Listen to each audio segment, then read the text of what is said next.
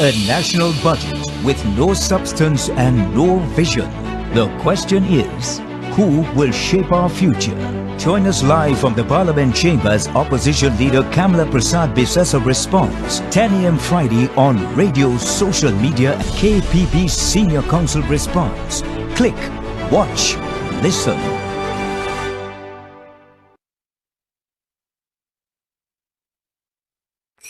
A national budget with no substance and no vision. The question is, who will shape our future? Join us live from the Parliament Chambers. Opposition Leader Kamala Prasad Biswas a response. 10 a.m. Friday on radio, social media, KPP Senior Counsel response. Click, watch, listen.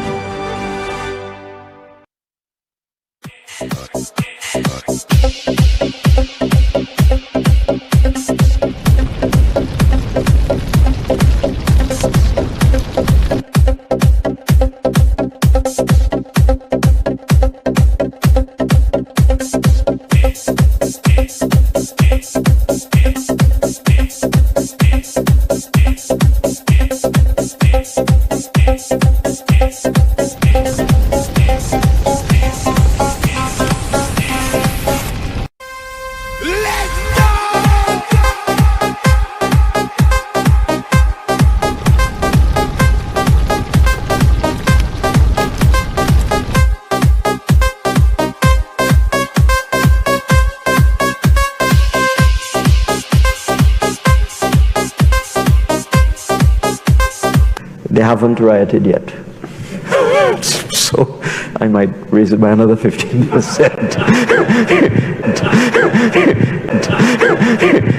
Only PNM could do that. You think UNC could do that?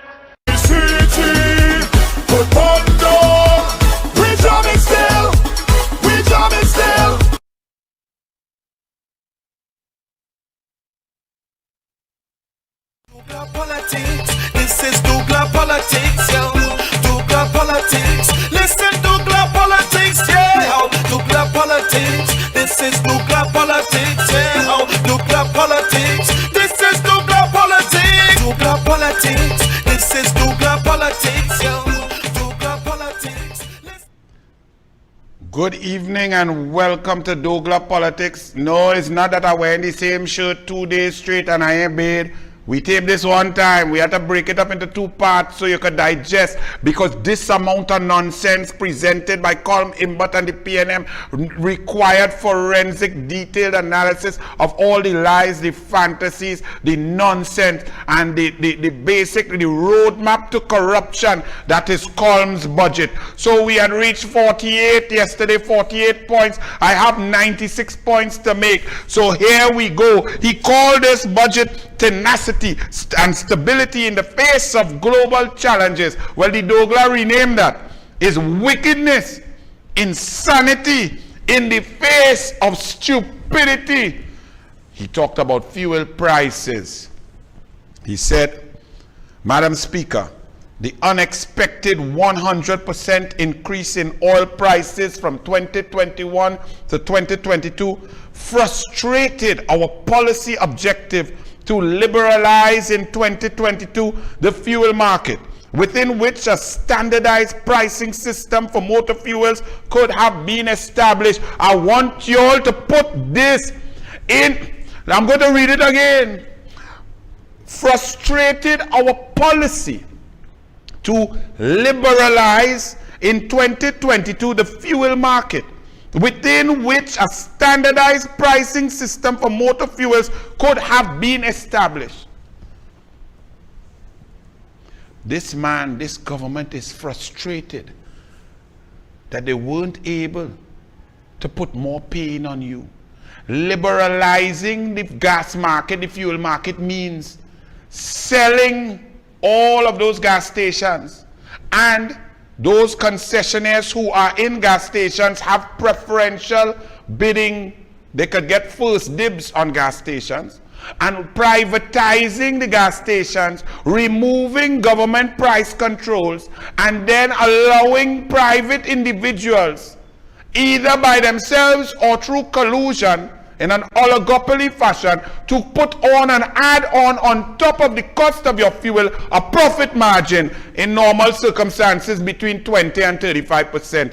So the pain you're feeling now from the removal, not once, not twice, not 3 times, 6 times by the Duen, the pain you're feeling now is a little bit compared to what is coming. He is frustrated that he could only give you this little bit of pain. He is frustrated because he wanted also to give you the pain of privatization, liberalization, and profit margin on top of what now exists. You all think it's joke I'm making? I warn all you know. I warn all you, but you all think election is about black and Indian, African and Indian. Election is not about that. It's about wicked versus heart and soul. Run it. But we ain't line up because it coming as soon as the global economy returns to normal. Prepare for 200 to 300%. For those who don't understand, multiply what you're just paying now by 2 or 3 and die where you go fill your tank for. Bless. Hey, left foot, right foot. You all have not realized what the removal of the gas subsidy, the total privatization of all gas stations, and the laissez-faire market coming to haunt you, the citizens of Trinidad and Tobago, with gas in your car. You all are not realizing what has taken place. So I'm going to try to help you understand. And I dare any PNM, any Colmembot, any Rowley, any Small Pin, any Convent Girl, any Alorenta to debunk what I am saying. Dr. Rowley said, listen, don't worry, I will protect you. There will be no monopoly on gas. He's right. With many different owners, there cannot be a monopoly. There will be an oligopoly.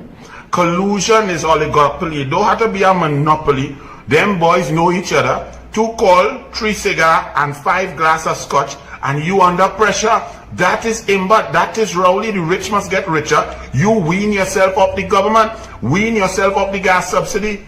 So when the vaccinations go and planes start to fly and manufacturing gets back up to normal and aggregate demand globally gets back to pre-pandemic levels, you are going to have to pay. Where you were paying $200 for a 3/4 tank of gas, that same 3/4 tank of your gas is now going to cost you $600 to $800 for the same amount of gas. It's a very serious thing.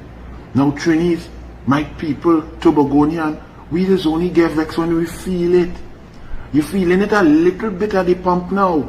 But remember, the world is still in a lockdown, shutdown. 400 million people have received jabs. When 1.5, 2 billion, 3 billion people receive jabs and we only at 100,000 and still on lockdown. That's what you're going to have to pay at the pump. Can you afford a 400% increase in your fuel bill? Colmembot will protect you. You will not be able to drive your car. Colmembot does not want you to drive the car. You not driving his Colmembot traffic plan. Get poor people and middle class people off the road so he could match gas with the fancy cars. Y'all don't know that, but yet y'all vote for that. You vote for yourself not to be able to drive. You vote for yourself not to have a car. You vote for yourself not to protect your family. You vote for a car is security, time saving, and future development, future earnings. A car is actually earnings for some. A car provides you with the peace of mind and lack of stress, the good mental health to know that your children, your wife, your family, your daughters are safe. You could pick them up. They don't have to be out in the world traveling. A car is life. Colmembot is taking your car. Colmembot is taking your life. And you're voting for that. Now East-West corridor across the board, the price of oil is approaching $100 a barrel, they say by December. Next year it may go up to somewhere to close to $200 a barrel. Colmembot and the PNM took away your subsidy. That meant that you earned and owned a piece of the resources of Trinidad and Tobago. Them take it away and you all still vote for that. Yes, and now listen to the language. Colmimbot and the PNM feel that your money, your resources belong to them. But Rowley didn't lie to you all once, you know, he said, wean yourself off the government. His new policy, his policy of a new Trinidad and Tobago is where the people do on your own and the government will see about itself. He told you that. But listen to Imbot. Rapidly increasing oil prices as high as US 120 per barrel would have required a huge amount of government subsidy in 2022, up to as much as $3 billion if left untouched. At that time, we proposed to share the burden of adjustment with the population by absorbing half the cost of the annual fuel subsidy. We propose, meaning he and Rowley and the cabinet of recusal, propose to share the burden of adjustment equally with the population. So it's their money. So them saying, well, okay, the 20-something are we ministers here, and all 1.6 million, because it's 1.4 trillion, about 200,000 Venezuelan. All here we go share it half. All you take that burden and we go take this so that, right. Do you hear the insanity of these people? The arrogance, the staritis, the hubris, the narcissistic stupidity of this man? He continued. At that time, by increasing the prices of gasoline by $1 per liter and diesel by 50 cents per liter, we had estimated that we could limit our expenditure on the fuel subsidy to 900 million. Our expenditure, says Coleman, but we could limit our expenditure because it's his money. That is all his money. All your voting, that he's not there to utilize your resources for your benefit and your country and Trinidad and Tobago. Is our money, says Coleman, but. And then he says here, in the short-term energy outlook has estimated the price of oil in 2023 to average 96.91 per barrel. And he gives you what that subsidy would have been. But think back to the last show yesterday.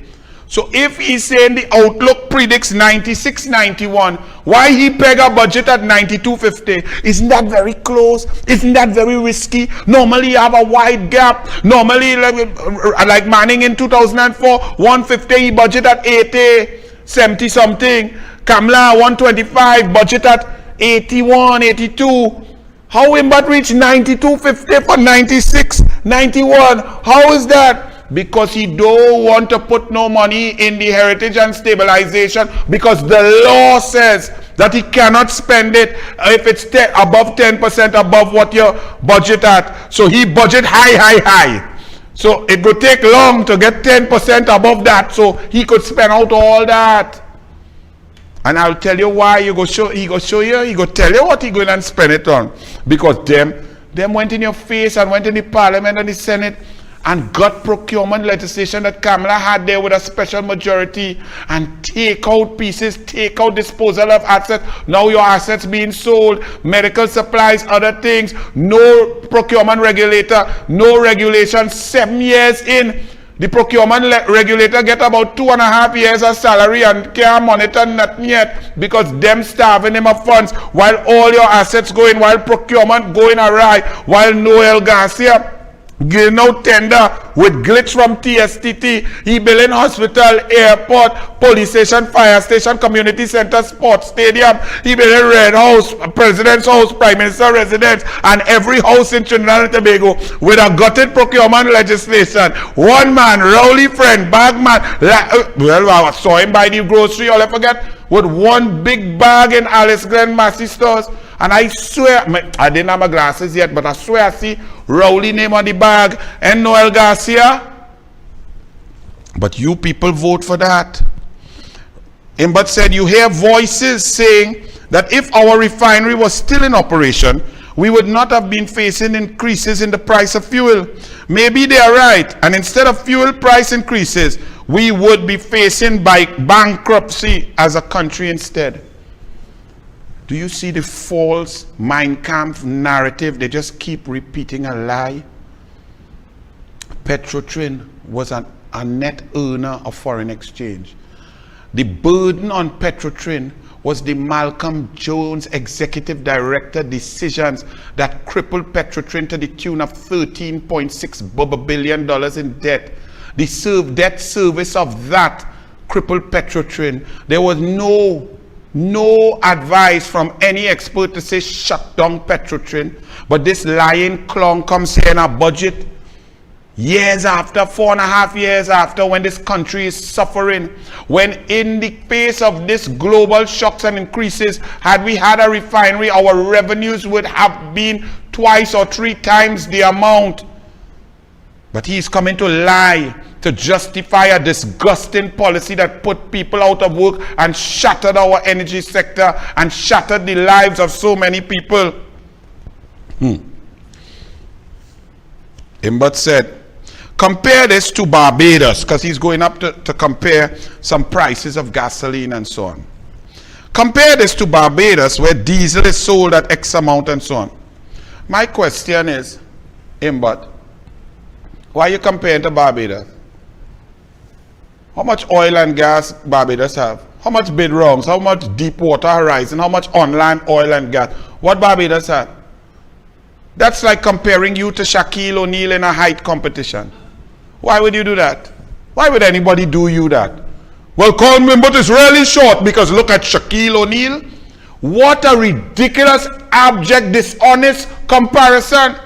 There is no comparison. The citizens who are born here own piece of gas, piece of oil and gas, Trini passport. Unlike Trinidad and Tobago, Barbados, he says, unlike Trinidad and Tobago, fuel is a revenue earner. So you get a little insight. Remember, liberalize. I went here.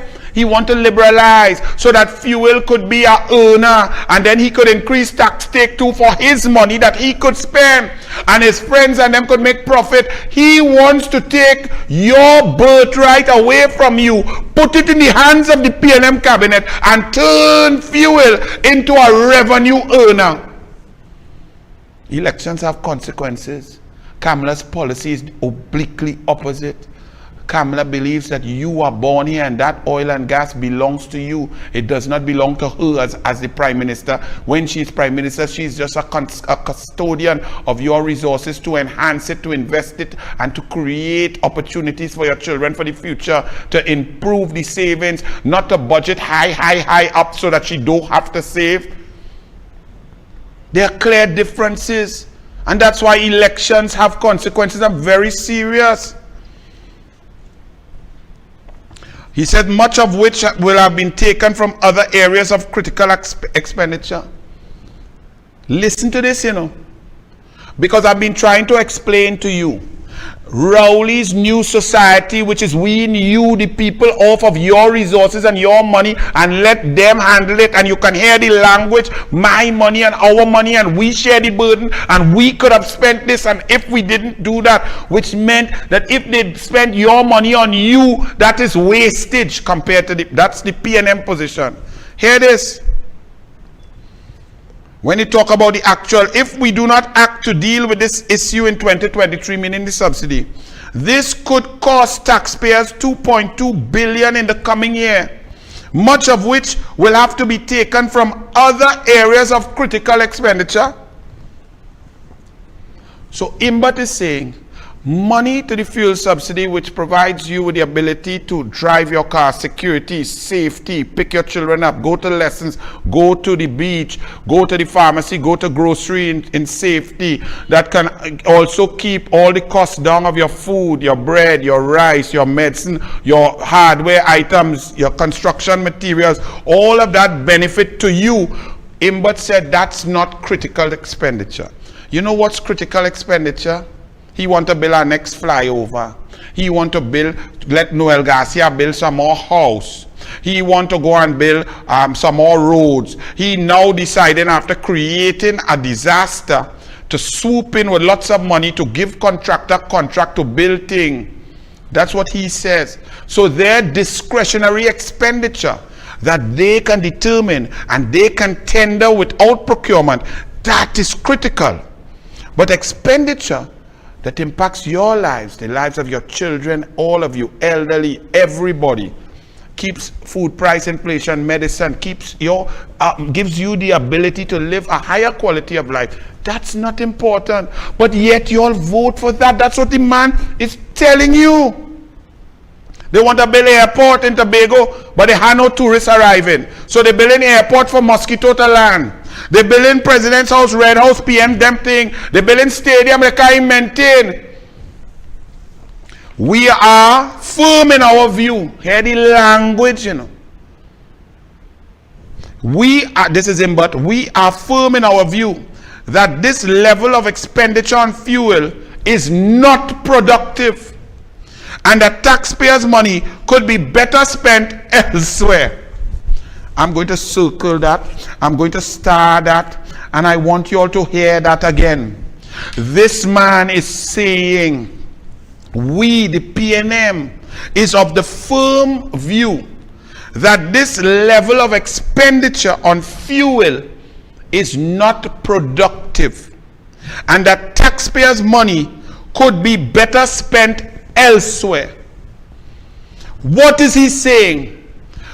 Your ability to drive, your ability of safety, your ability to get cheaper food, to get cheaper medicine, your ability to survive, your ability to stretch your money is not productive.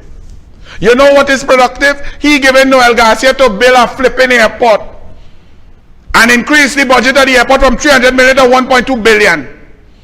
You know, it's them expenditure to build a cricket stadium with a 2 match a year for 1.3 billion.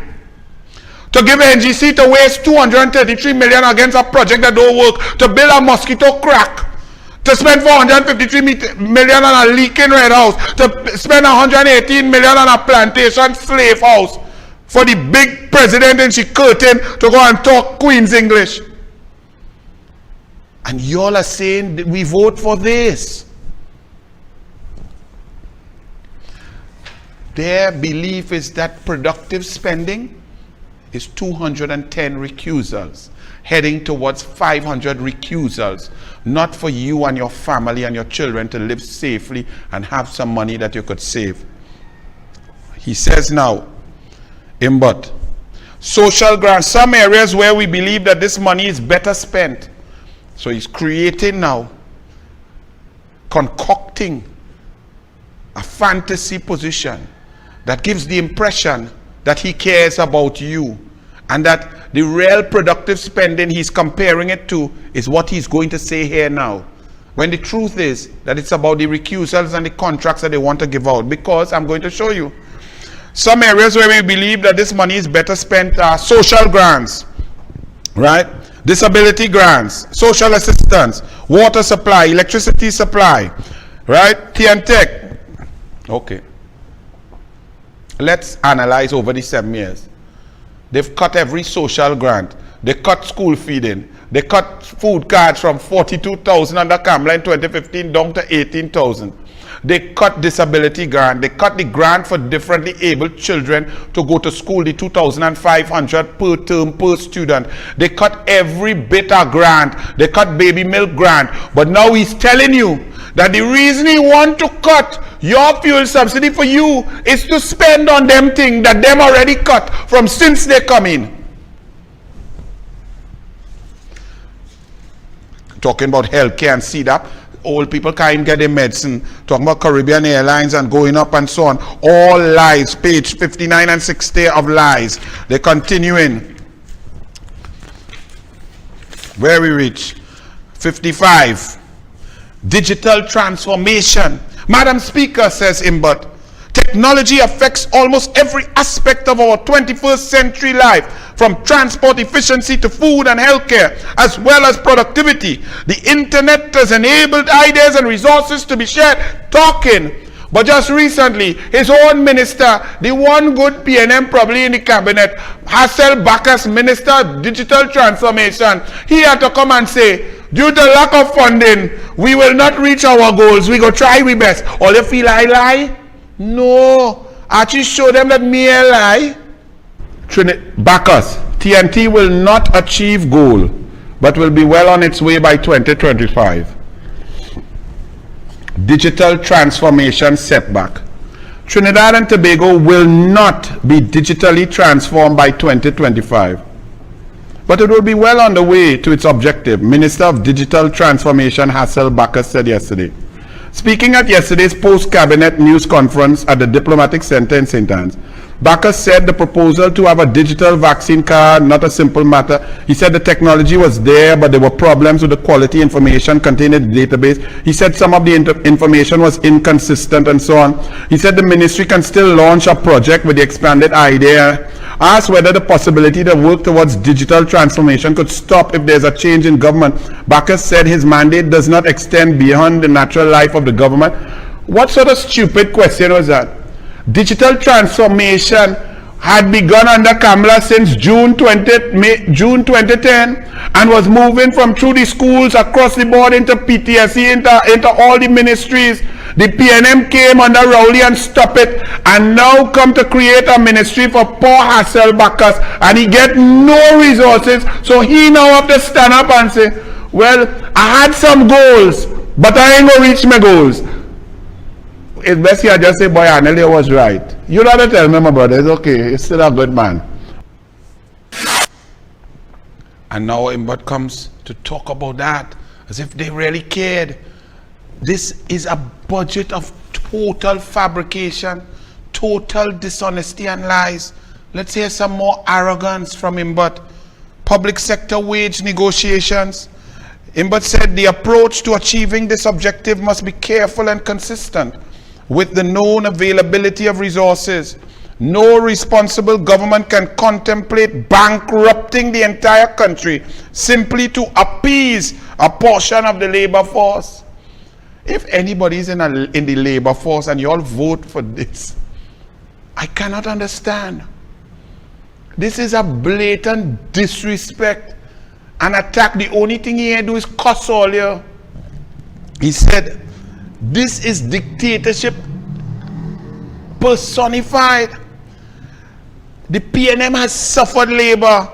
They show no creativity, no new revenue streams in this budget, no incentives, and no consultation with anybody. But they come to tell labor, fire burn you. We have taken an approach, 4%, that's it, and you're not getting nothing else. And if you all want what we must give all, there's something to appease you.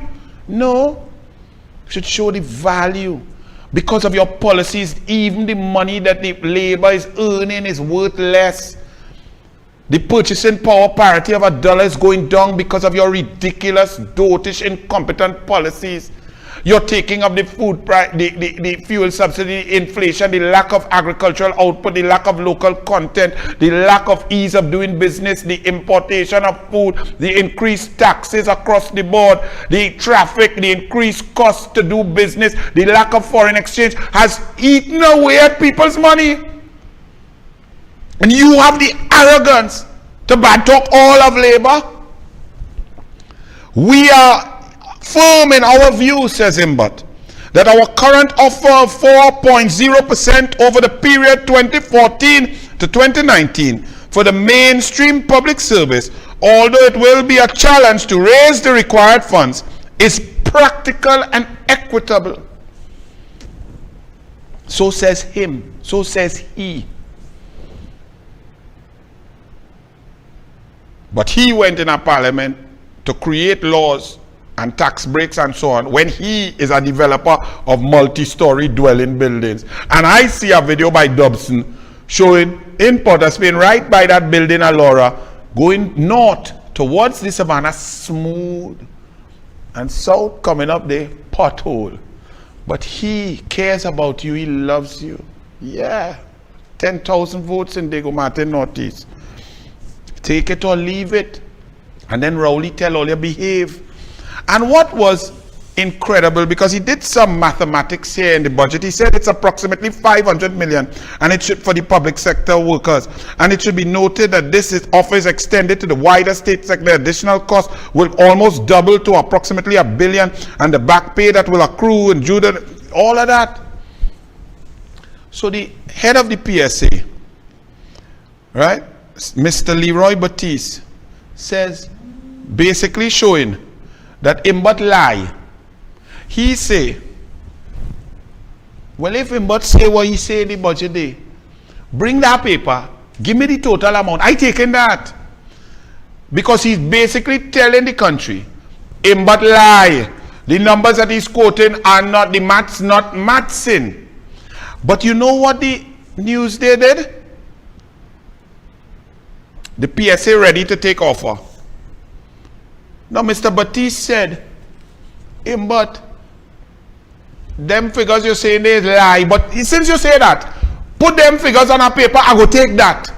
And I go distribute it to my people. Give me them total figures you talk there to try and cast negativity and don't cry and disrespect the labor and to make people feel just like Petrotrin workers when you shut down Petrotrin, that labor, that people, that workers are greedy.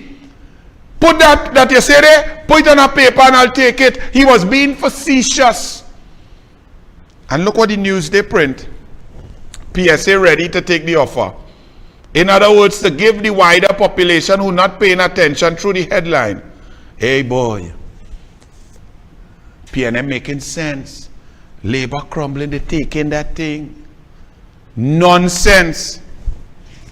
But continued talking about enabling sectors, infrastructure.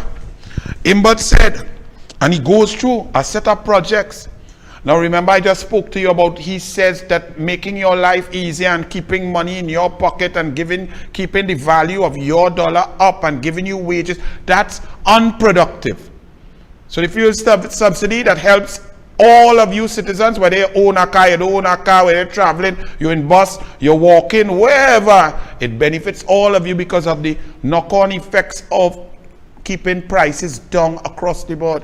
He said that's unproductive. So he could choose to spend it in more productive ways. You want to hear some of those productive ways?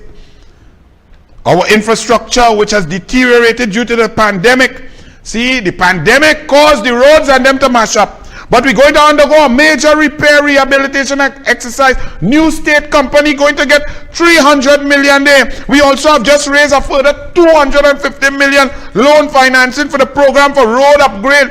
Pure. We then going to go, the Ministry of Works and Transport has been allocated 1 billion for its development program. They want to make sure, and they have this money for the Diego Martin Vehicular Pedestrian Bridge, the ANR Airport, the Integrated Fishing, the Toko Ferry Port. All of these things they want money for, because this is productive with no procurement legislation, with ministers procuring, with Noel Garcia and other interlocking directorships giving out tender, with glitches in the TSTT tender award. This is good stuff, right? But you know what? And each and every one of you believe that the roads are the worst in the history of Trinidad and Tobago, and you are correct. From Matlot, Labre, Point 14 across to Mayaro, Manzanilla, Rio Claro, going up into Dabadi, the East-West Corridor, Chagaramas, Diego Martin, Port of Spain, Freeport, Carpachima, Princestown, Naparima, Couva. The roads are in deplorable state. Bridges, infrastructure crumbling, landslides, Maruga Tableland. Agreed? It's a disaster, not so? It's an emergency. It's critical. True. Do you think that was done by mistake? It was done just like the Sea Bridge collapsed with crooked money and then buy $1.5 billion, $1 billion in vessels without procurement, without tender committee, without any corporate governance. That's the PNM way. So they've let our infrastructure reach a point where people are so desperate. How many people bust tire and rim, and now they're gonna sweep in. Look at money, they're gonna sweep in now because you the people have been told, have been made, it's an emergency and you need it. So forget anything. We need a road fix so they could go without, they could put a new company. Forget the procurement, forget the tender, forget competition. Plenty money, don't complain because it needs to be done. This is the PNM Stephen way. Y'all didn't? Actually, I tried to tell you all about that. Just a little reminder. Run it. But surely, this sabotage thing was just a conspiracy theory. Why would a government do this to its own people, to its own system? Why would they suffer their own people like that? Why would they suffer? Why would they undermine? Why would they undermine the very economy that they were elected to manage? Well, the story continues. At first, the people felt annoyed and inconvenienced. Then, as the days went on, there was agitation at the loss of work, time, business, and money. As days became weeks, anger, resentment, and panic was brewing as the entire operations and businesses started falling apart. We saw mounting stress, despair, pressure, and loss as weeks becoming months and then years. Then, at the almost climatic point of desperation, in comes the self-proclaimed bald-headed hero, accompanied by a small pin sidekick, and with their grandiose announcement that they shall save the day. Like the boss man in the previous movie, they swept in to burst the pipeline and relieve the pressure that they themselves had created, taking the country's resources into their own hands. Flouting and bypassing good governance, transparency, proper procurement, accountability, tendering, evaluation, pushing aside the officials they themselves appointed, joyriding across the planet, negotiating directly with suppliers over scotch and shrimps, acquiring new vessels in the most unscrupulous, unprofessional, corrupt manner, all under the guise of saving the day. Remember, undermine the system, create an emergency, let the pressure peak at the moment of utter desperation. Play hero, distract the people, then drain the resources and plunder the savings. Stay tuned. The story ain't done yet. Plenty sequels to come with this wicked rowdy PNM. The Petrotrin saga ain't done. Point Lisas ain't done. Port now start. Wassa coming. Tech, great is the PNM. They're coming for you with the same plan. Create an emergency so they could vacuum the treasury. Break the system. Create the emergency. Let the pressure build. Distract with illusion of solution and vacuum the treasury. That is the Rowley way. That is the PNM way. Your roads have collapsed. You are desperate. The pressure is on. In swoops the PNM with hundreds of millions of your dollars in new companies without proper procurement, with no procurement legislation, with new systems for contractors who buy $1,500 a plate dinners for the September affair waiting, and local government elections coming, campaign finance reform nowhere near the parliament. That's what the PNM does. And Coleman, but continue talking about public utilities, Wassa and Tech. Before I read this, are you all sure you all want to hear this? Your water situation is the worst in the history of Trinidad and Tobago since independence. You might have to go back to the 1900s with the water riots to see the kind of separation across the entire country as no one has water. Diego Martin, the constituency of the Duen and the Prime Minister, no water, schools shutting down, people begging for truck man don't even have diesel, they have to work so hard. The minister man only going by Ecliffe Eli for more suit. But listen to this man, public utility system involving water production and transmission, electricity generation and transmission and telecommunications, in particular internet broadband, has been a critical element in our development experience. You shut down TSCT, fire workers, the internet, the Wi-Fi, children couldn't even get it for COVID-19. They had no tablets, no laptops, no connectivity. Over 36,000 children, nothing happening. The electricity blackout 12 hours, a tree fall down, a next dip nationwide, no water nationwide. Under Kamla and Ganga Singh, 74% 24/7 supply across the country. In February it was 16% under PNM. It probably dropped to about 9% now. TNTech electricity dipping, people not getting service. They're telling them they have to pay and they're mashing up all their appliances. And you come to say you didn't pay NGC bill, so you come in to charge people more money for electricity and water services that we are not getting, with the minister man who was appointed because he knows nothing about water. We are focusing on our mandate to deliver to our citizens an adequate and reliable supply of water. What do you consider, Coleman, but an adequate and reliable supply of water? We know when the whole country was in blackout, you was buying generator and price mat. But what do you consider? Because for the last 5 years, Trinidad and Tobago has gotten progressively worse in the delivery of water. You and your government and your Prime Minister and the Minister of Man tried to blame the Salcott, but when the Salcott goes down for repairs, the entire country is without water, and those who have to go to Wassa Water to switch from the Salcott end up with coffee and mud and tutu water in the tap. Leaks have reached about 6,000 leaks. Over 4.5 billion gallons of potable water is lost per month for the last 5 years and getting worse. And you are saying your mandate is to give people an adequate and reliable supply of water. So adequate and reliable for PNM is none. No water. Even in Kokorit, no water. They couldn't even find Simon the nosebreaker. The whole of Dago Martin, no water. The whole country, no water. Transformation and restructuring of water and sewage. Now they come and they give a whole set of dreams. But a lot of construction, a lot of things to create a whole different expenditure without procurement.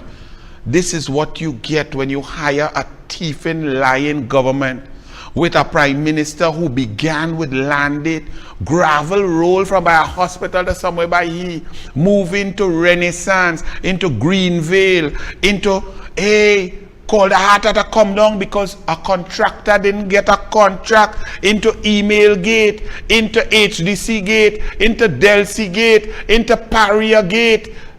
That's who you elected as a Prime Minister. So what do you think? So they could come and mamaga you with all this to take from you, wean you off, and put it in recusal gate. Agriculture, well, never doing, but our expo, our expo, meaning the PNM Expo, Agricultural Expo, saw 30,000 participants from a broad cross-section of Trinidad and Tobago. It brought together for 3 days regional leaders, including business leaders and investors, farmers and future farmers, and agro-processors and investors in agro-processing. No investment for 7 years. Under Kamala Prasad Bisesa, agricultural budget allocation 1.2 billion. 2016, 17, 18, 19 and onwards, 400 million. Dropped from 1.2 PNM, dropped it to 400 million. No emphasis on agriculture. The Prime Minister set the policy and the tone by saying agriculture makes no sense. We have no land space. Our farmers get no assistance. They're getting ravaged by different insects and so on. No assistance. They come now to say for big snail and they have some other kind of moth down there in the south that eating away crops. Call me but say he give her 3 million. 3 million to do what? And that 3 million includes an education marketing program to advise us how to deal with snail and moth and thing. 3 million. But no, they starve, no agricultural access road, no predial larceny limit, no assistance, no subsidy, no help for transportation, fisherman, no regular fuel. So nothing for agriculture, nothing for food production in 7 years. But they come to boast, they hosted a party. They hosted an expo. So for 7 years, you beat your wife and cuff she in she teeth. You beat the children when you come home drunk and finish gambling. You mash them up, you abuse them. And then you dress them up nice clothes, buy gown, buy nice shoes, and make sure they have toothpaste, fix their hair with nice conditioner and thing from Pennywise. And you host a cocktail party for the neighbors and for your family. And then you boast about the cocktail party, forgetting the 7 years of abuse and torture. That's what the PNM has done to the agricultural sector and to all farmers in Trinidad and Tobago. Madam Speaker, for a country which depends heavily on annual food imports averaging more than $5 billion, the inability to import food can significantly affect food and nutrition security of the nation. Consequently, after broad-based consultation, we developed a roadmap to recovery to address the pandemic-induced economic decline. That roadmap have the same efficacy of Vassant in politics. Where the roadmap to recovery, the only thing recover is KFC, because as them charge anything $2 go a big thing and sales still increasing. KFC lose 15%, they increase price, they break even. They give their workers a bottle of Pepsi and 2 pieces of chicken and tell them go down the road. But he in charge of the roadmap to recovery. The only thing recover is his corporation getting into pharmaceuticals and buying up and moving and expanding. Very good for him. What roadmap to recovery? Nothing has been done. We need roadmap to hell. But the Dwen feels comfortable in hell, not so? I now take the opportunity, says the Dwen, to express my sincere gratitude to our farmers for the excellent work that they have been doing. Despite the challenges, I wish to confirm that we once again allocated an additional sum of 300 million of agricultural incentives, infrastructure and programs for this year's budget. 300 million. Well, Senator Damian Lida will deal with that. 300 million, first it was 500 million. You only spend 17 million out of the 500 million. And then you move it on with Clarence Rabara to say the next year, and you ain't spend none. You take away 25 million from the Agricultural Development Bank and come and say you put in 300 million for whom? And then say they didn't apply, so nobody got. Nonsense. But you're giving them commendation when you give them no assistance, no respect. They want respect, they want assistance, they want predial larceny units, they want subsidies on fertilizers, they want increased labor force, they want access to markets. Wow. But Lida will deal with that. Imbut continued. Forex sales for the period remain elevated with total disbursements of US 285 million. This is in some little Exim Bank thing that he thinks. The entire country is screaming out and crying out for foreign exchange. Since Kamala Persad-Bissessar was in the parliament and Smallpin tried to interrupt she and she say, why you don't go and ask your daughter about how to get US? When she mash him up, foreign exchange crunch has created a black market, an increased cost to doing business, thereby further eliminating the purchasing power of the family's dollar. And Imbut comes to talk about some little Exim Bank 285 million. Who get that? Who get it? Who keep it? Who ain't get it? Because the majority of the citizens cannot get foreign exchange. They can't even get a little 500 US to go Disney World. The facility sustained international exports as mentioned previously. Data shows a 17% increase in non-oil exports for the period June to July 2022 when compared to the same period in 2021. Serious? The whole world in 2021 was on lockdown. Shipping lanes were closed, ports were closed, people weren't allowing COVID-19 ravage. We were on the red list for COVID. Don't mind all you give a man an order of Republic of Trinidad and Tobago. When we were on the banned list, people didn't want we coming to visit the country. They didn't want ships entering the territory having left us. You come to compare that with when things open back and say there's a 17% increase. But I don't know, let me continue. Imbut said the business community can rest assured that in 2023, we will expand this Forex facility and provide even greater access to this targeted foreign exchange, facilitating the smooth flow of inputs for the manufacturing sector as a vibrant generator of sustainable employment. You have killed so many businesses by the unavailability of foreign exchange. The only time people could remember foreign exchange being this scarce is back in 1982-83. And you are talking and not creating any solutions.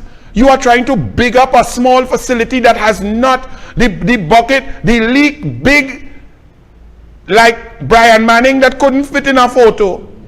But you come to take a little picture of 2 square inches. The foreign exchange crunch since the demise of the energy sector and the closure of the refinery at Petrotrin, which used to bring in $2 billion US per year. $2 billion US per year in foreign exchange. You eliminated that. And now you come to say you have an Exim Bank with 285 million. Well, you're 1.7 billion short of just Petrotrin. What about the others, the 11 companies at Point Lisas? What about NGC making a loss for the first time in history after your PNM negotiation with Smallpin and Rowley? These are very serious issues, and this man just come to print out a bag of lies and come and read for 4 hours, and he read it with a straight face and with emphasis, emphasizing his dishonesty. We continuing. Madam Speaker, our tourism industry was shuttered early in 2020. The tourism industry had collapsed since 2016 and 2017 when you shuttered Tobago Sea Bridge. You nearly cut off Tobago from Trinidad. Tobago was the lifeblood of tourism. The crime rate then started to spiral and is out of control now. You think tourists going to come here to want to dead? There are over 207 sovereign nations that people could spend their money to visit. We are on the list of don't visit because you're just dead eating doubles. Whether Rowley thinks there's anything special about doubles, I didn't see it in this document here, but your raise thing on oil and curry, you don't want we eat doubles, we could still eat with doubles. Just like the open fire cremation, just like you close the river, we go still go by the river because all of we is one. Just like the man say, look at these people here, these Indian people, I didn't even know them. They come, are hungry by the river, they feed me because that's how we live. We will not allow the PNM to continue to divide us but for racist agenda, for political corruption. He said, Madam Speaker, our tourism industry was shuttered early in 2020. In the face of the COVID-19 pandemic, while our fiscal and monetary support program kept the industry afloat. Well, the dead does float too. When you're drunk, it does float. So, that might be right. Madam Speaker, 3 new hotel brands with the addition of 312 will be an investment. Them coming to big up. Them financier. Them boys who build the bricks and the next is 2 hotels them building. I'm happy for them because when you're in the PNM you have money to invest. So good. That does not apply to the general population.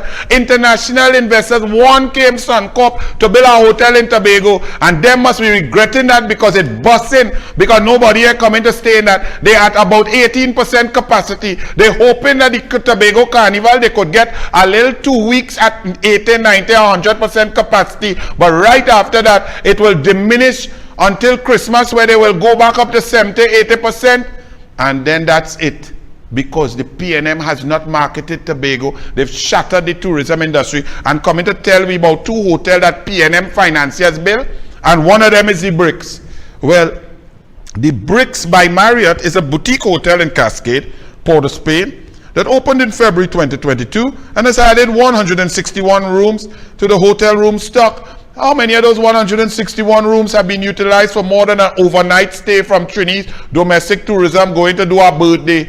And let's just finish off the advertisement for the Bricks. Also at the Bricks on a Friday at 2:20 p.m. while you're parking in the car park, gunmen with submachine guns and AR-15s will come out, try to kill you and kill your beautiful girlfriend who had just finished her ACCA and was moving on to a lucrative career in the accounting field. Welcome to the Bricks, where you better walk with a bulletproof flipping vest. That's your advertisement for tourism, come? Right opposite the President's house, the safest area in Trinidad and Tobago, and the Prime Minister's residence, where he rests his head alone at night because someone else is at One Woodbrook Place. Come to the Bricks, where you can dead before you get a rum and soda. Great tourism. And yeah, man, I could just see those people out there. Oh my God. Hey man, I'm from Georgia. I just need to take a vacation. Where can I go? Bahamas, Dominica, Grenada, Barbados with Mia Motley. I could go to Bali. I could go all over. Oh my God, what's this country here? Trinidad, Tobago?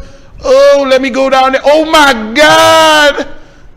600 murders, men sitting down, eating, drinking rum in a bar, shot dead by 53 bullets. Oh my God, let me go there. I want to spend my money to go and dead because the Dwayne said tourism is big. Look. The Desperados, my band. The Desperados Pan Theatre is the new home of the Desperados Steel Orchestra and will provide at a cost of $14 million an enhanced performance space which will facilitate the activities of the band. That is tourism. Desperados who should be on the hill. The hill is tourism. The hill have legacy. The hill have tradition. The hill is where the hammer pong the pan. But you cannot control crime. So you had to bring Despers out of the home, down on the ground. But what was the policy? I love Despers. Despers is my band. My father was a lawyer since 1977. All day with the hammer and so on. Right? So I not against Despers. But when you're spending taxpayers' money, which other pan side got, who could apply for this grant, this tourism grant, this money to improve their pan theatre and so on for tourist purposes?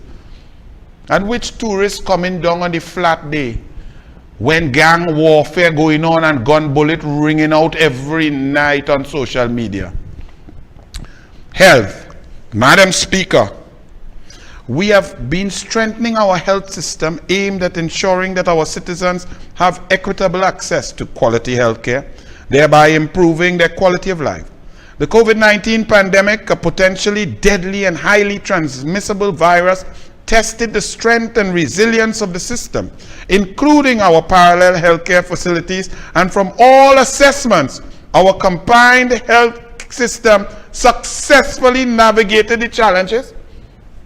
From all assessments, what about the assessment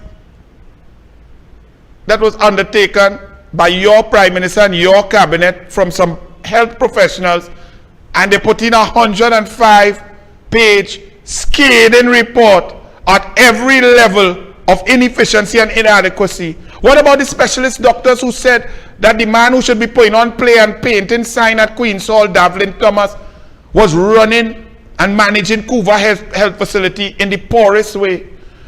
Which people said that 9 out of 10 deaths and 90% death rate in an ICU is good.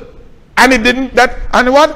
And by all accounts, an assessment, our combined health system successfully navigated the challenges. Just because you lie to yourself every morning and believe your lies, number one in the world, it does not make it true. 4,232 people have died of COVID. 12 died in this, however they're measuring it. 12 people died now. And all they now give a man order the Republic of PNM. And 12 people dead. People not even reporting cases anymore, but still 500 something positives. Extrapolate that out, what? That's about 2,500 positive cases right now. Because nobody here bothering that. They take a little home test kit and they stay home. They may reporting nothing. But 12 people dead now. 4,232 people dead. Every variant known to man come. The economy crash. Hospital crash. People dead. Nurses didn't get paid. No big bonuses. But wait. Wait. Nurses getting 210 million. Because he says it's fitting and it's adequate. $457.39 for every month that they put their lives at risk. $14.58 per day for putting their lives at risk, healthcare workers. That's what they give them, and that's what he said is adequate and fitting. While Keith Scotland get $10,000 to sit in a meeting to talk about his own constituents and do absolutely nothing. Like Al-Rawi get 84 million for his building rental and outfitting for his one building, one person, Al-Rawi. But all the nurses, doctors, orderlies, helpers, people, cleaners, them had to share up that $14.58. He said, Madam Speaker, we have been improving our vaccination rates, leaving aside our management of COVID-19 virus since March. Don't leave that aside. Discuss that in detail. He said, the new Ministry of Health Administration building. So let me ask you this. They have a Ministry of Health, right? There are hospitals with administrative buildings and offices and so on. But the PNM says that your fuel subsidy to keep you value for money, improving your livelihood, increasing your standard of living, keeping inflation down, allowing you affordability, keeping medicine and food prices down, and so on. The fuel subsidy that allows you safety and security to take your children to extracurricular activities, to lessons, pick them up to school and drop them, and so on, to keep your taxi fares low, your bus prices low. That is unproductive spending.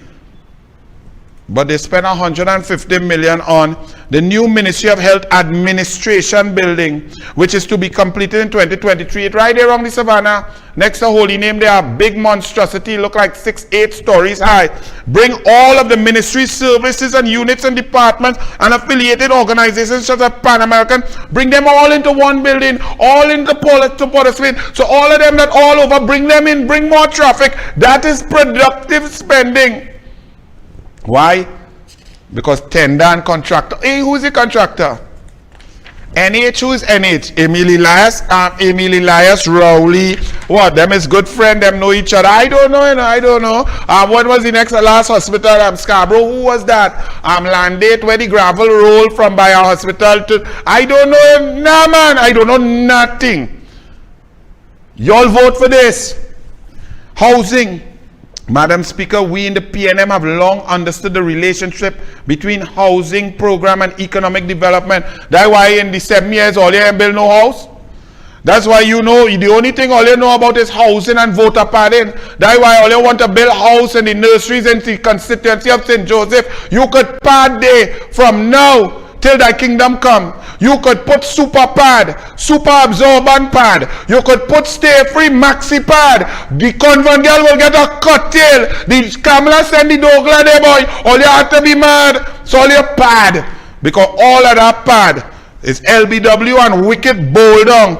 In the fiscal year 20, and who is sending? Abdul Richard, that why you give an award, a national award, for monitoring and staying over the deaths of 4,232 people, for collapsing the health system, for wearing masks. Well, she looked better with the mask on, and making Rowley flirt in press conferences. That's why you give her a national award for flirting.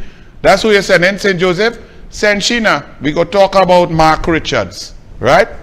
In fiscal year 2022, the Housing Development Corporation, under its finance projects program, had under construction 1,366 housing units. They have 160,000 families waiting for housing. And the PNM in 7 years, under construction, not completed, 1,366 houses. Good luck to all you with this PNM who all you vote for. Moving right along, let's get some more input. Education. Yes, input. Let me hear you, boy. Madam Speaker, we have long recognized that development and promoting human capital is a driver of sustainable growth and development.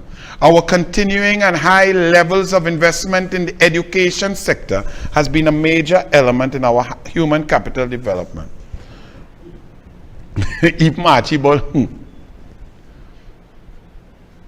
Do I really have to go through this? I will. Let's just take GATE.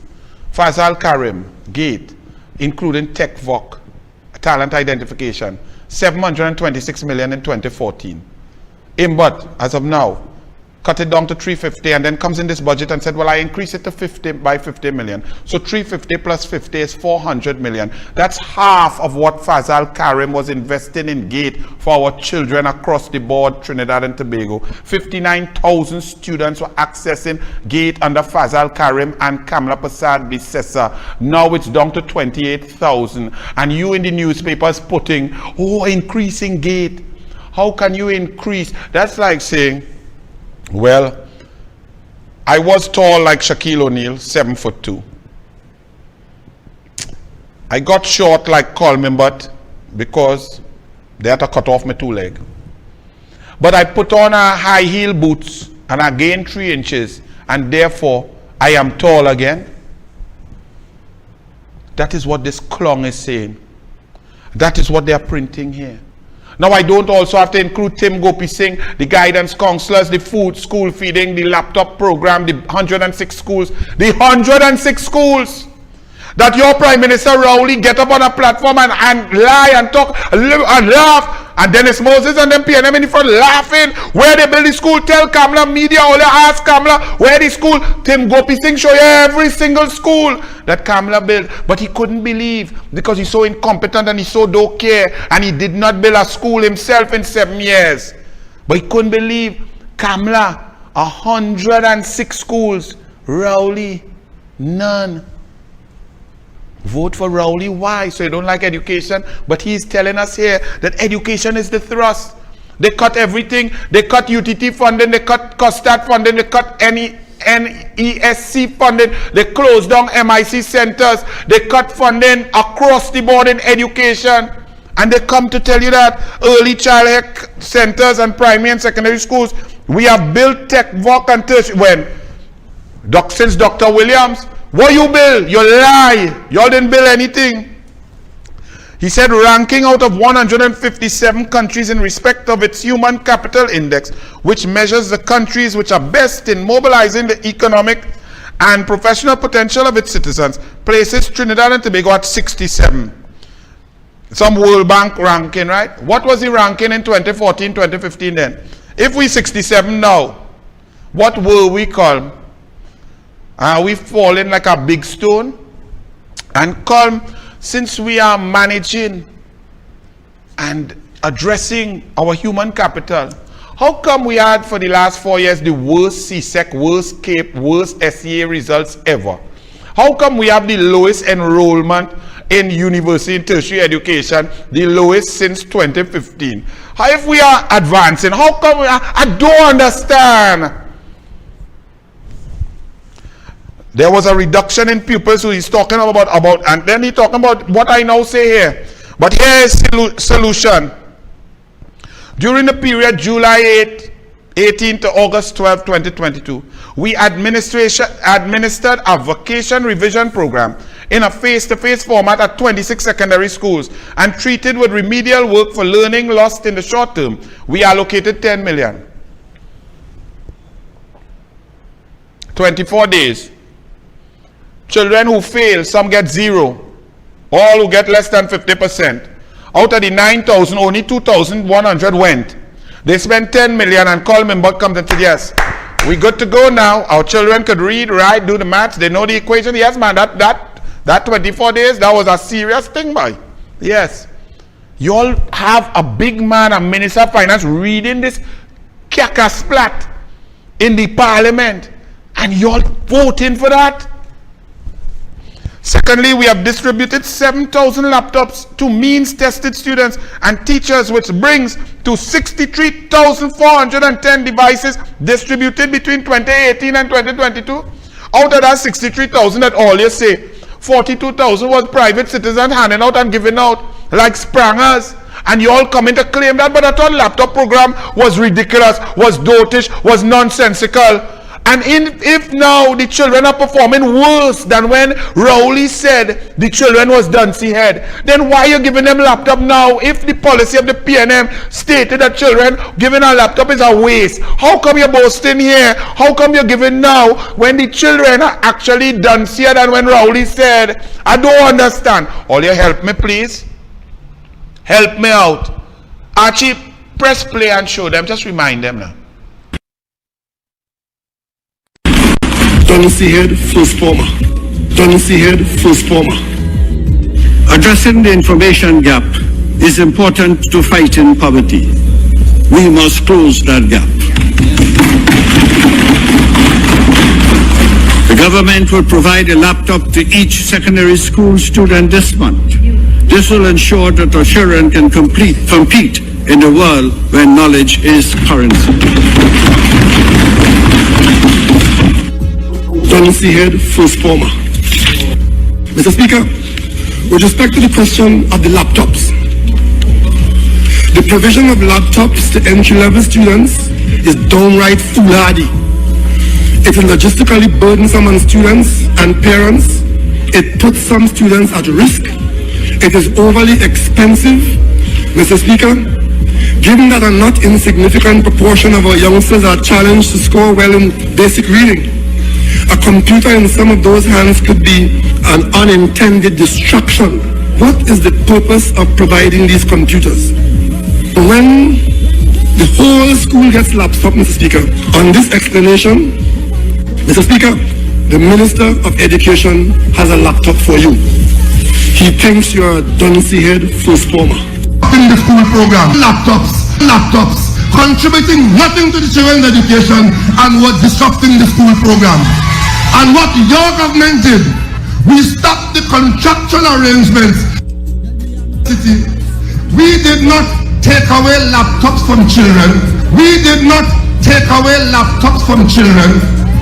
The expert on education at the university did an assessment of the laptop program and concluded by documentation that this multi-hundreds of millions of dollars that they were spending on laptops were largely wasted, contributing nothing to the children's education and was disrupting the school program.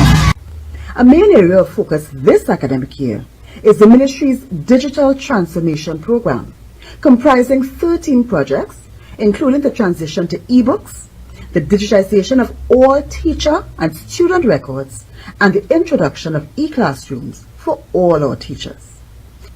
In addition to the 40,000 devices already distributed in the last 2 years, 7,000 laptops will be distributed to students who are means test approved and also teachers starting this week. So your new society, the hundreds of millions of laptops for your children, your money, your taxpayer dollars from your resources for your children. Rowley tell all you that's a total waste. But 103 million in Tobago for no road that they build that get completion certificate. And 233 million flushed down a toilet in Atlantic LNG Train 1 by NGC under the instruction of Rowley and Smallpin. And 200 million for the mosquito crack. And up in Valencia, 250 million. And a roundabout taking you into Monkey and Bush. And wastage across the board. 140 million for crooked Cabo Star that's still running. 118 million for President's House. 18 million for a house for Rowley to stay in Tobago. All of that is not wasting. It's wasted on laptops to educate your children. And yet they come here and boasting. About 63,000 of which them only buy 23. But if yet Kamla Prasad Bisesa was there, we'd have reached 1 million laptops. Every household would have had an iPad and so on. Connectivity, digital transformation, moving forward. This backward government. And then Imbot continued. The government assisted tuition gate expenses program has been providing significant financial assistance to widen access to tertiary education, thus supporting economic development and promoting social equity. So if the program promotes social equity, and under Kamla and Fazal Karim, it was 726 million, and Rowley and Imbot cut it down to 300 million, 350 million. Didn't they also cut social equity? And now they pump it up by 50 million and tell you it increased. This was Kamla's social equity, education equity, removing poverty, giving opportunities to get out of poverty, spiraling outward, removing the vicious circle of crime and lack of incentive. This was Kamla. This is calm, and they're reading it, and you're voting for that. And talking about social equity. Social equity has diminished across the board through all the ministries because of the cutbacks and the policy of Rowley and Imbot to wean the people off their own resources. And that's why crime is rampant. That's why we are in the greatest, worst scourge of crime in history. We are unsafe. Our daughters, our mothers, we cannot even go to the grocery. We have to carpool. We have to go. Probably those who could move with security are moving with security. To go to the grocery, you could dead. They're waiting for you in car parks to rob you of your food. Why? Because of the social inequity proposed and implemented by the PNM cabinet for 7 years. And now they come to eliminate your fuel subsidy. Eliminate it because it's unproductive, so that they could spend money on an administrative building built by Rowley Friend. And you all accept that? They must withdraw this oppressive, disgusting budget. All citizens must get up and rally against this wicked, corrupt government. This is an epitome and a roadmap to thieving, a roadmap to inequity, a roadmap to crime, criminality, and a roadmap to a failed state. Safety and security. Call me, but don't let me lie on him, you know. That and this. That's it. 2 minutes. 2 minutes. Crime and safety and security.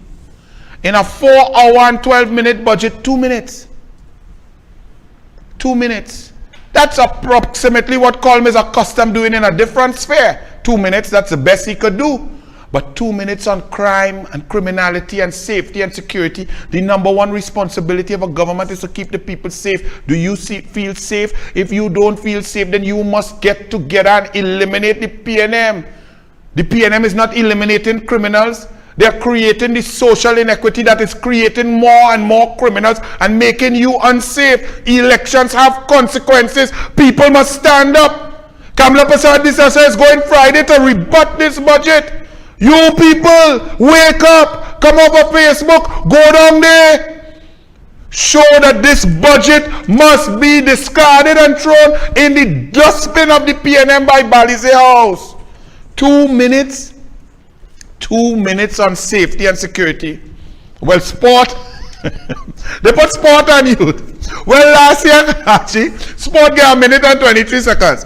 Well, this year, sport get 10 seconds. It had nothing for sport. The only thing he talk about sport is, hey boy, we athletes did well without the PNM help. So, Jaya raised them athletes. That, no joke. I just put LMAO. Look, sport. Kamala, sport. Okay. He congratulated athletes who performed despite the PNM and named the facilities that were built by Kamala. that is sport. Let me move on, yes. Wow. Where are we going next? Achi boy. Well, Tobago. Them go handle that. Right. Medium term policy framework nonsense. Ah. Now boy. I'm going good. I reached 78. We're going to 96. Let me go quick. All right.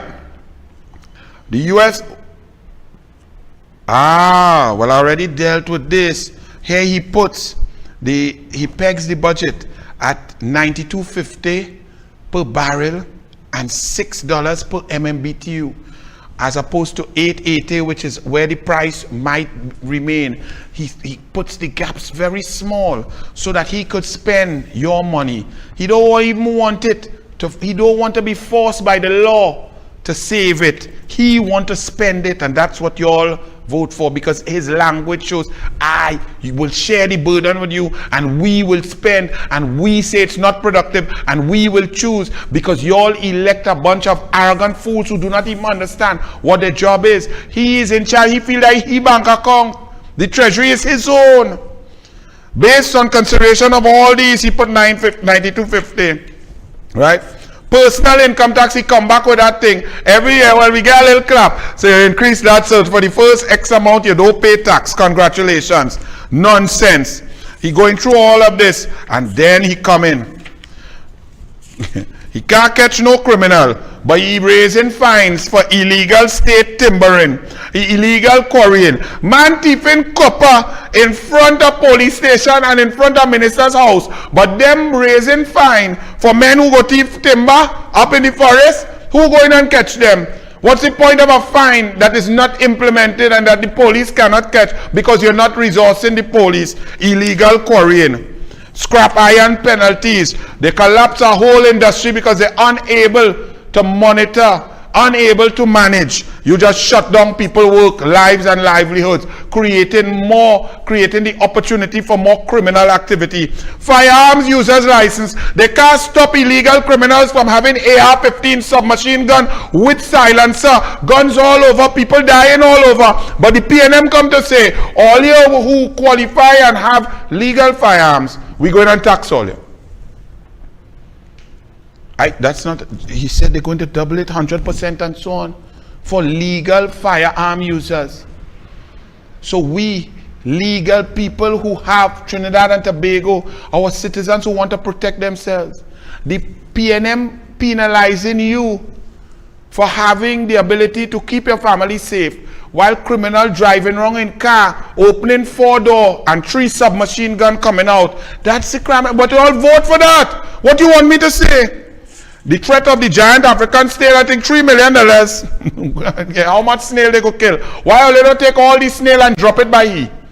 Drop it by he. Let the snail and them carry him out, but them might outrun he. Now, oh my goodness, Archie. Pensioners, elderly, who have worked hard all their lives to build this country. They have a fixed income, a meager pittance of a pension. Kamla Prasad Bisesa, through her policies, various policies, tried to enhance the value to pensioners with different programs, giving free travel and so on, increase CDAP opportunity. He cut funding for CDAP, people can't get a medicine.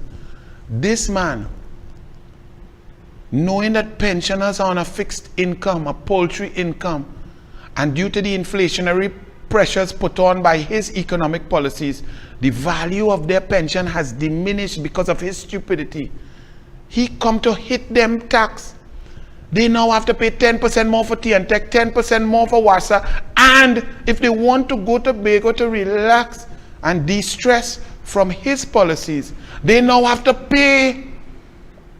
What kind of sick mind will put on paper that people over 60 who could have traveled and at least had the respect that, go, we love you, thank you for working for this country. This nasty man going to charge senior citizens on top of that who have no money to go to Tobago to?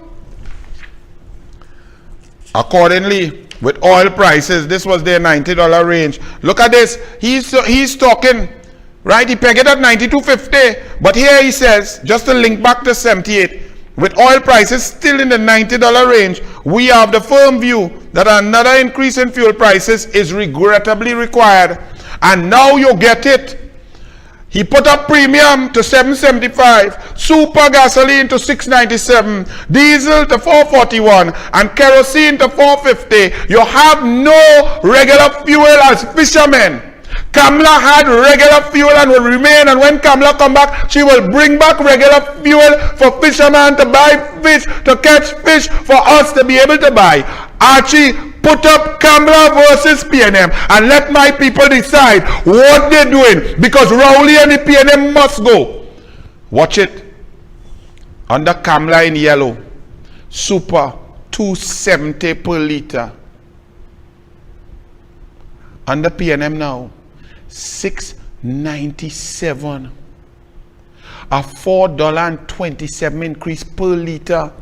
And if you taking 40 liters, multiply 4 by 4, that's $170 extra per tank compared to Kamla. And if you're taking 5 tanks per month, that is $1,000 per month. You are paying more under Rowley. That's $12,000 you're paying extra per year than Kamla versus Rowley. That is $60,000 over a 5-year period that you pay because you want Rowley to dance and wine in a September affair, holding hand and looking unromantic. That's what you do. You really love PNM and Rowley that much? $60,000 over 5 years, as opposed to Kamla Prasad Bisesa and her policy of the resources belong to you. Premium $5.75 under Kamla, up to $7.75. Diesel $1.50 per liter under Kamla, $4.41 right now under Rowley. And you all vote, some of you all vote for that. Why? Do you know this diesel, all them bread van, all them bread truck, all them transport vehicle? Look at the increase in cost to all your goods, your medicine, your food, your hardware material, your building materials. Look at it and then understand that politics is a serious thing. It's not Indian and African. Watch them PNM back in 2010. Don't let them take it away. Gas subsidy. And then when Imbot is concluding, Archie, you can leave up that day. I want the people soaking and leave up that day. Here they finish off after 4 hours and 12 minutes. Imbot continues to lie in this that he called tenacity and stability in the face of global challenges. And I tell you, his wickedness, insanity in the face of stupidity. He says, Imbot says, we have always placed the national interest at the center of our development agenda. Lie. We have sought to foster a unity of purpose. Lie. And the well-being of our citizens in our roadmap to recovery program. Lie. With a social conscience, absolute total lie. The resulting stability conditions of low inflation, lie, low inflation, all you feel that is the truth? As well as the competitive exchange rate, black market US, lie, will engender increasing savings, lie, all you're spending out your whole money you can't last the last 5 days of the month when you get your salary, at the end of the month, it has been gone. You just have to be begging and starving in the last week for those who have work. We are building stronger public institutions. Lie. The PNM has infiltrated every institution across the board. From the Commissioner of Police come down. They have taken over, and this country is just who Bali say no. We are consolidating gains. What gains? Everything has gone backwards from macroeconomics and microeconomics to investment portfolio to crime situation. What gains? Invest heavily in natural infrastructure. That's what they want to do. They want now, they collapse the infrastructure. They come in to spend and build and thief without procurement. We are supporting our youth in national development in the agricultural sector. Lies. We are continuing to improve your healthcare. The healthcare under Fuad Khan and Kamla Prasad Bisesa was far better. You cannot even get Panadol. You cannot get CDAP. You cannot get your oncology drugs. The dialysis machines. People are waiting. A man had open heart surgery at a cancer because they didn't have the sutures. This man is mad and lies. We are continuing to improve. We are improving the investment climate. Nonsense. Ease of doing business under Kamala 66th in the world, under Rowley 109th in the world, and getting worse. Nobody's investing. Negative foreign direct investment for the last 4 years. Money is capital flight. People hoarding US and going out. Investment going to Barbados and Guyana. We are deepening human capital. Nonsense. Fazal Karim and Kamala, 726 million in gate. UTT, MIC, NESC campus. Full funding, cost that. Cut all. And you are wasting time. And that's why the opportunities are limited and crime is spiraling out of control. Imbot said, we are strengthening our security systems to adapt and respond to external and internal threats, thereby ensuring that investors and citizens can participate in ordinary life activities in a safe and secure environment. Call me, but you are a disgusting liar. Which citizen out there, PNM, UNC, in between, don't vote, and those who don't vote, all you have to wake up and vote now? Which one of you all feels safe? Safe to go where? Safe to do what? He said you feel safe and secure in an environment. You do? Home invasions, you're not even safe home. People getting battered and abused. Do you know how debilitating that is? For a man to be in his home and gunmen beating him and his wife and children are crying. Madam Speaker, having faced and overcome the many financial and economic challenges of the last 7 years, we will make a positive difference in the lives of our citizens and leave no one behind. The only people that have gone forward is the recusals of the cabinet, the family and friends of the PNM. This budget must be discarded. The people must stand up. Enough is enough. Listen to Kamla Prasad Bisesa tomorrow, Friday, in the parliament, 10 a.m. This must go. Come out outside the parliament. We fed up, man. Good night. Douglar Politics, 7:30 p.m. If you thought Rowley could not get any worse, if you thought the PNM government could not get any worse, if you're just waiting for any kind of election to vote them out and dump them in the Caribbean Sea, it just got worse. 7:30 p.m. tonight. Share it. Don't miss it.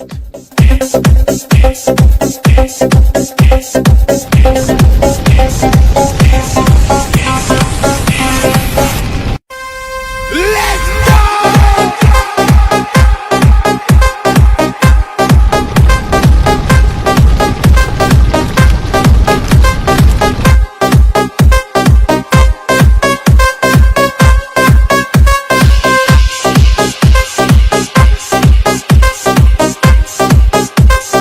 They haven't rioted yet. So I might raise it by another 15%.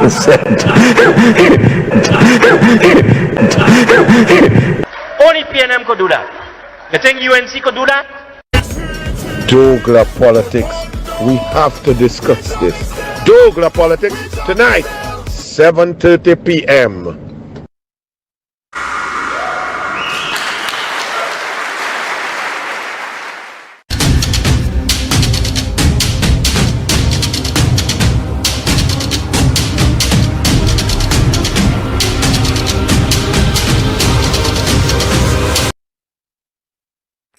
A national budget with no substance and no vision. The question is, who will shape our future? Join us live from the Parliament Chambers. Opposition Leader Kamala Prasad Bisesa responds 10 a.m. Friday on radio, social media. KPP Senior Counsel responds. Click, watch, listen.